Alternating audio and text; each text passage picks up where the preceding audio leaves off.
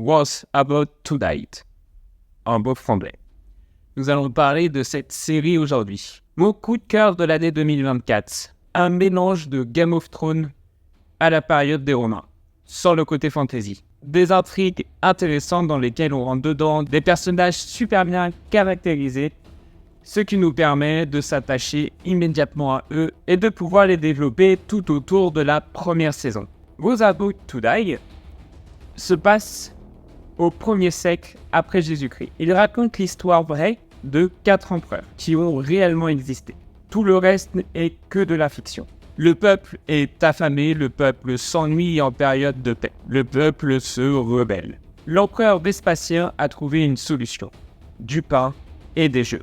De la nourriture gratuite et des jeux au cirque pour pouvoir les occuper et éviter la rébellion. Et pour adopter la performance de Iwan Rheon, je ne sais pas si je le prononce correctement, l'acteur qui joue le bâtard des Bolton dans Game of Thrones, Ramsay Bolton. On a également l'acteur connu Anthony Hopkins qui joue l'empereur Vespasien. D'un côté, on suit donc l'intrigue des empereurs, Vespasien qui meurt, et la guerre entre les deux frères. Titus, l'empereur légitime, et Domitien, le fils cadet qui veut devenir empereur. D'un autre côté, on suit également Ramsay Bolton, qui joue Tenax, un gamin né dans les bas-fonds qui tente de gravir des échelons petit à petit. Au début de cette série, il tient des paris sur les cirques. Petit à petit, on le voit grimper via des manigances, via des trahisons, via des intrigues politiques qui sont très poussées. Et également super bien expliquées et simples à suivre. Un peu comme Game of Thrones. On suit également Cala qui se fait enlever ses enfants dans le premier épisode et qui se retrouve à Rome pour les suivre. Ses 2 filles se retrouvent esclaves et son fils se retrouve gladiateur. Et elle se bat pour pouvoir les libérer en rachetant l'esclave et en essayant de faire en sorte que son fils gagne les combats au cirque pour obtenir l'épée de bois et obtenir sa liberté. Voilà les 3 intrigues que l'on suit et qui s'entremêlent parfaitement tout au long de la série. Maintenant que vous avez le résumé de la série, passons maintenant aux défauts et aux qualités.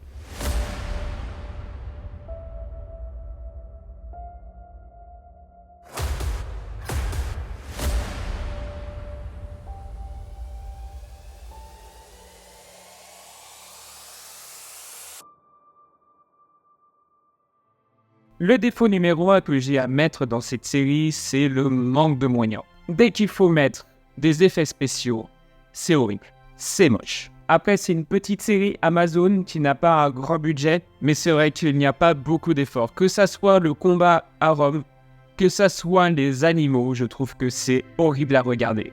Sauf le combat final dans le dernier épisode avec le lion. C'est qu'ils sont capables, s'ils le veulent, de faire en sorte de faire des animaux corrects en FX. Ensuite, un autre défaut que j'ai trouvé dans la série, c'est qu'il y a quelques facilités scénaristiques. Surtout vers la fin, ce qui permet de faire avancer le scénario. Dans un des épisodes, on a donc Kwame qui doit battre ce Flamma dans le cirque.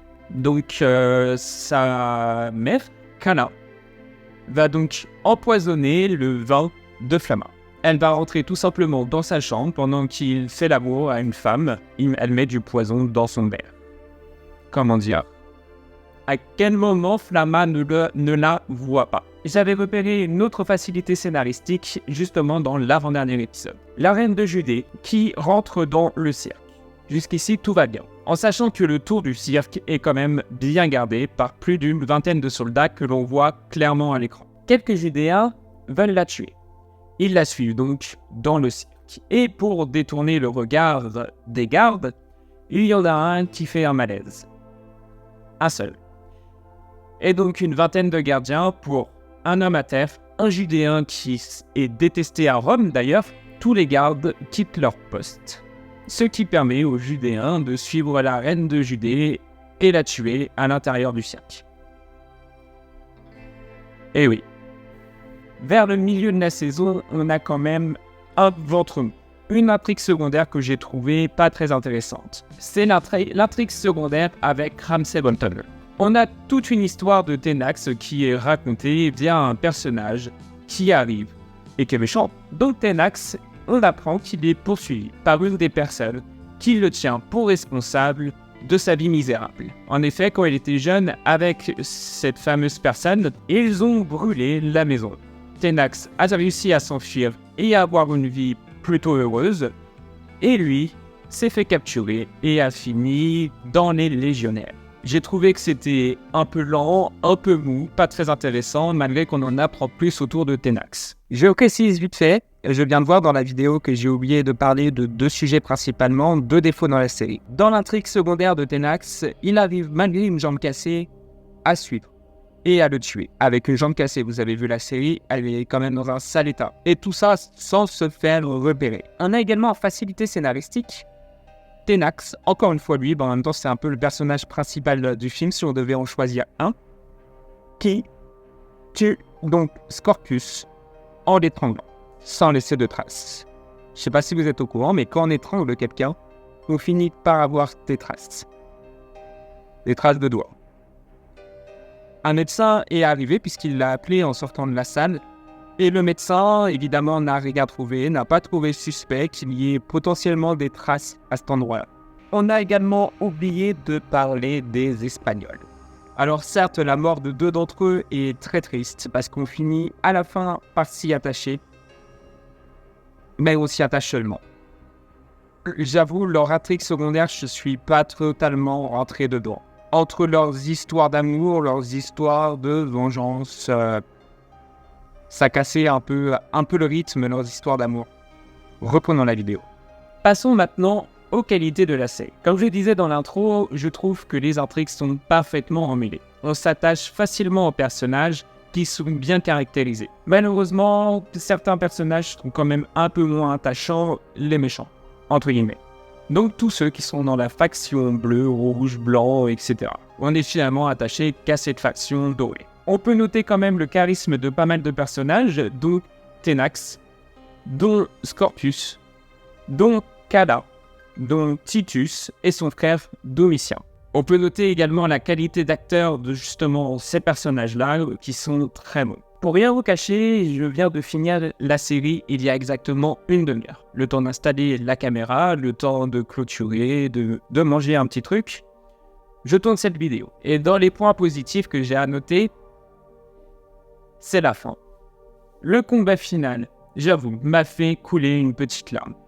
On s'attache quand même facilement à Kwame et à son meilleur ami, Vigo. Le combat final entre ces deux-là était touchant. Et le parallèle entre ce combat des 2 meilleurs amis qui doivent combattre pour la vie ou pour la mort était parfait entre Domitien et Titus qui au même moment était en train de combattre pour la vie ou pour la mort. Titus qui considère Domitien comme son ennemi et Domitien qui veut tuer son frère Titus pour récupérer le pouvoir. Et entre-temps, on a donc le combat de Kwame pour sauver sa sœur et le combat de Vigo pour sauver son fils. Kwame survit et obtient l'épée de bois et sauve sa sœur. Et Vigo meurt. Pendant un instant, on pense que son fils va être sauvé. Mais Domitien, dans un excès de colère, de rage, de plein sentiments qui sont parfaitement représentés à l'écran, décide que le fils de Vigo doit mourir. La population hue, la population n'est pas d'accord. Mais le fils meurt. Et c'est d'une tristesse, c'est bien fait. Donc si je dois donner mon avis sur cette série, pour moi, c'est le Game of Thrones version rang. On a vraiment une intrigue politique qui est bien ficelée. On rentre dedans du premier épisode jusqu'au 10e. Si j'ai une série à vous conseiller en 2024, c'est celle-là. C'est probablement ma série préférée depuis le début de l'année. Presque. J'avais oublié 2-3 séries. Mais en tout cas, c'est une excellente série. Et cette série, le réalisateur et le scénariste ont des idées pour la saison 2. Vu la fin, il est largement possible d'en faire une. J'avais oublié de le préciser, mais ce livre est adapté d'un livre. Boss, About to Die, est donc une série à regarder en 2024. Et je pense sincèrement, vu le succès, vu la qualité de la série, qu'il va y avoir un peu plus de budget, enfin je l'espère, pour la prochaine saison. Sur ce, n'hésitez pas à me dire en commentaire si vous avez apprécié cette série. Moi personnellement, c'est mon coup de cœur 2024, celle que j'attendais pas, celle que j'ai regardée sans savoir où ça allait me mener. Et en 3 jours, je l'ai bâclé. Donc sur ce, abonnez-vous, likez la vidéo et je vous dis à la prochaine. Ciao!